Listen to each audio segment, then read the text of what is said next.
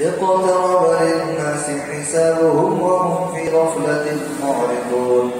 ما يأتيهم من ذكر من ربهم محدث إلا استمعوه وهم يلعبون لاهية قلوبهم وأسروا النجوى الذين ظلموا هل هذا إلا بشر مثلكم أفتأتون السحر وأنتم تبصرون قال ربي يعلم القول في السماء والأرض وهو السميع العليم بل قالوا أضغاث أحلام بل افتراه بل هو شاعر فليأتنا بآية كما أرسل الأولون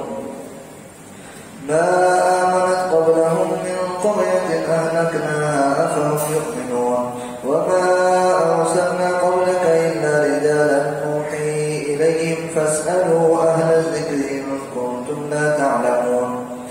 وما جعلناهم جسدا لا يأكلون الطعام وما كانوا خالدين ثم صدقناهم الوعد فأنجيناهم ومن نشاء وأهلكنا المسرفين لقد أنزلنا إليكم كتابا فيه ذكركم أفلا تعقلون وكم قصمنا من قرية كانت ظالمة وأنشأنا بعدها قوما آخرين